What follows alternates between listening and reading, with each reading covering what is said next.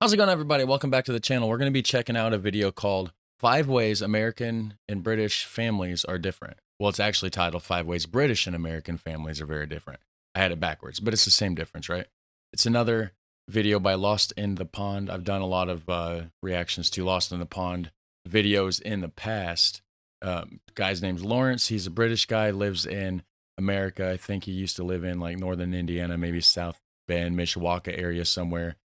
Now I believe he lives in like Chicago. So yeah, 5 ways British and American families are very different. We're gonna find out what's going on with that right here.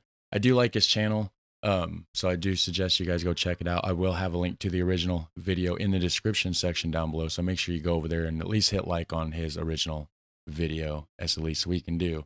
So let's jump into it and find out what differences are. Whoa, back up the truck, right? America has a bigger population, it has more households in general, so this makes sense. Hello, I'm Lawrence and I'm on a quest to uncover all of the memos that Britain and America lost in the pond, and one of those memos pertains to family. You know, there's an old saying in the English language, families, you can't live with them, and there are studies to back me up on that. But as I discussed recently with patrons on my secret stream, there are various nuanced differences between how family life plays out in Britain and America. And as I said to my patrons last Friday, I've experienced the best and the worst of both sides of the coin. And so today, at the risk of alienating everyone in my families, I'm going to lay out some of my observations. Here are 5 ways that British and American families are very different. I'm not sure if it's because I'd already Yeah, I like this guy's channel because he does a lot of the differences, like the ways that like one country's different than the other. Or, well, specifically England, like he just does a lot of comparisons, like just very specific things and how they're different comparing between the two countries. It's really cool. seen the extra large size of America's roads and cars and land and grocery stores and everything. But my initial impression was that American family sizes were bigger than those of Britain. And, you know, if you don't believe me, watch the 1990 documentary Home Alone. It just felt like my wife's relatives were Yeah. coming from all angles, you know, not in attack formation, it's not the 18th century. But their great numbers instilled in me this kind of belief that American households were on average made up of more people than your British equivalents. But was there any truth to this matter? It's not that British families don't have multiple children. I myself have 2 siblings. Well, Very interesting thought actually, because like he said with Home Alone, that's a big family. That's I mean, you've probably seen Home Alone, right? You've seen that movie. There's a lot of people in that. And I can relate like with family get-togethers, sometimes, when I was younger, there was a lot of people but it wasn't like immediate family. It was cousins and like uncles and like people that you would never normally see on a daily basis. So, very good episode. We're going to find out. Well, it turns out there is no ignoring the facts. Over the last 10 years, the average number of person per UK household was between 2.3 and 2.4. In that same time period, the average number of people in an American household has roughly floated between 2.5 and 2.6 people. So slightly bigger, but not too much. So that means that on average, American households have about a fifth of a person more than British households, which is about the size of a leg. What's going on, America? Well, one thing that I've noticed that might accommodate this slight increase in family size is the relatively large size of American houses, which, as I pointed out in a video 2 years ago, are just bigger, which, you know, might account for these. My I'm pretty sure I did a reaction to that video. Yeah. family might not be typical, but when I was growing up in Britain, we had parties at our house for 2 occasions, and those 2 occasions were Christmas and birthdays. For Christmas, it would just be a small gathering of humans that could fit inside our English living room. And for birthdays, and we're particularly talking about childhood birthdays, it would usually be about 6 kids, one of whom was inevitably thrown out for disruptive behaviour, forcing the other 5 to go on without me. And they'd all play Pass the Parcel, which is a game that I don't hear too many Americans talking. He said forcing the other kids to go on without me. He was the kid that got thrown out for disruptive behavior. Play Pass the Parcel, which Hold is on, I the didn't. 5 to go on one of whom was inevitably thrown out for disruptive behaviour, forcing the other 5 to go on without me. And they'd all play Pass the Parcel, which is a game that I don't hear too many Americans talking about, come to think of it. And that was about it for me. But in Yeah. America, families... Pass the parcel. I don't even know what that parcel means, like package, right? Like box or something? will house huge parties for all manner of occasions. So 25 people will show up to Christmas meals, Thanksgiving meals, 4th of July stuff, birthdays, Sometimes. graduation open house parties. I did 3 of those in my first year, and I still don't know who those people are. And the one that really stands out for me personally is the welcome party that I was given. When I came to Indiana in 2007, I was just visiting, and I thought I'll meet the mum and the dad for the in 2000. That was him? Wow, he looks different. Look at that. Really stands out for me personally is the welcome party that I was given. When I came to Indiana in 2007, I was just visiting, and I thought I'll meet the mum and the dad for the second time, I'll meet the brother and sister, maybe pet a dog or two. No, I got the whole works, as they say. There were aunts and uncles and granddads and grandmothers and cousins of cousins. And I know what you're thinking, ooh, Lawrence, you're an introvert, that must have been hell. But here's the thing, one of the most challenging things about being an introvert is initiating the conversation. And because I couldn't get a word in edgeways, I didn't have to go through that, so everyone's a winner. Yep.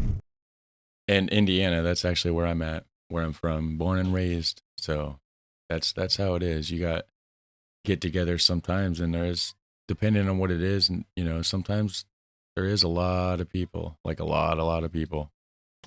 A moment ago, I touched upon graduation open house parties. What I didn't mention is that we do have graduation parties in the UK. It's just that the word graduation usually refers only to the commencement of university/college. Whereas in America, it seems like families will hold a graduation party for various levels of the educational pyramid. So I've celebrated everything from a distant cousin's graduation from elementary school all the way through to university. It's mostly what high school, like, graduating high school. I mean, you do have like at the school, like a little ceremony for graduating elementary school and whatnot, but it's not, I mean, I guess some people would celebrate it like that, but.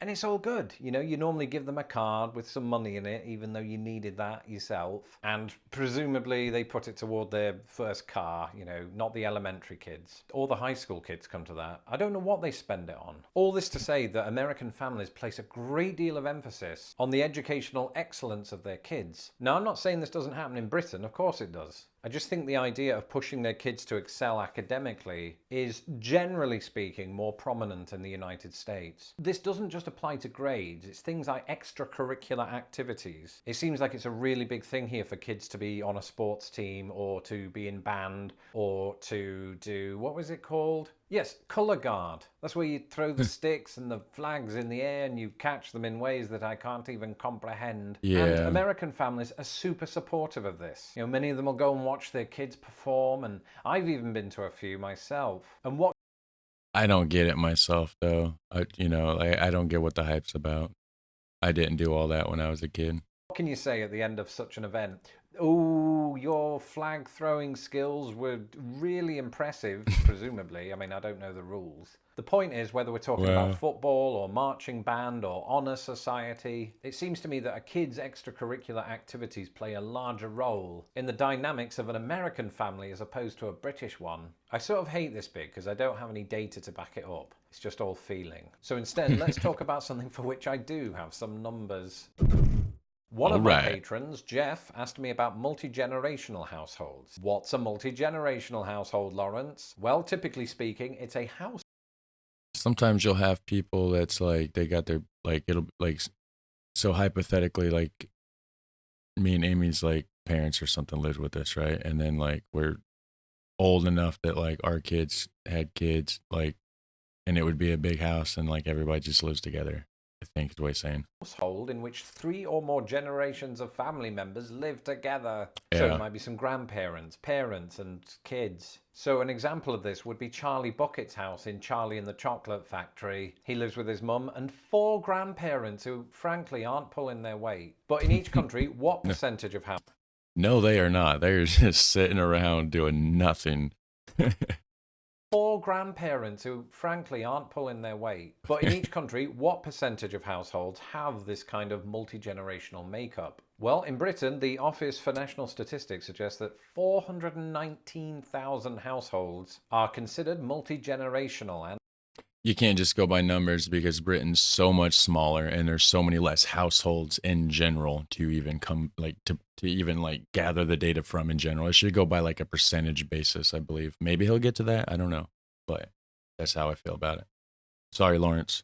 and as a percentage of all the households in Britain, those account for about 1.5%. Okay. In Fair enough. America, it's about 4 million households, but whoa, back up the truck, right? America has a bigger population, it has more households Yep. in general, so this makes sense. Okay, But yep. even when you do account for that differential, 4 million households is nonetheless 3.2% of all Oh, American households. more than double. So the answer to your question, Jeff, is that it appears that American households are twice as likely to be multi-generational. What do we learn from that? I don't know, but it's an interesting fact. And then there's the He says, what do we learn from that? I don't know. It's just an interesting fact, which it is. I like interesting facts. terminology, the titles that we use to describe a particular family member. And I don't just mean the word plonker. No, I'm talking about the American mom versus Plonker? What does that even mean?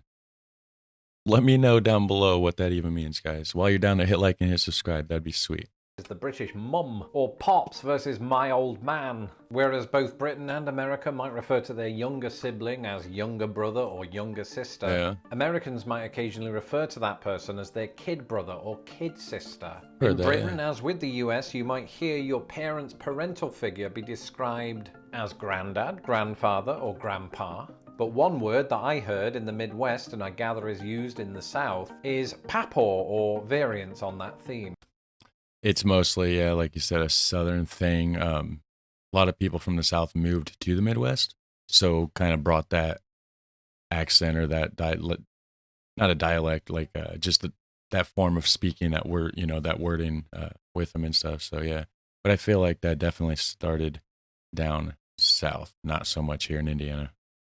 Similarly, in the UK, while we might refer to our parents' maternal figure as grandma, grandmother, nana, nan, in the US you've got one or two other phrases. You've got Grammy, like the award, you've got grandma, grandmom, grams, and presumably in cahoots with papaw, you have mamaw. And that is it for this episode. Let It is in cahoots. me know in the comments below if your family has its own quirks. I'm Lawrence Brown. You can follow me on Twitter at LostInThePondUS, and don't forget to subscribe to my channel so that my videos don't get lost in the pond. A big thank you. Yes, guys, go check out Lawrence's channel. He has amazing stuff. So go check it out. Hit like, hit subscribe to him and me if that's what you want to do.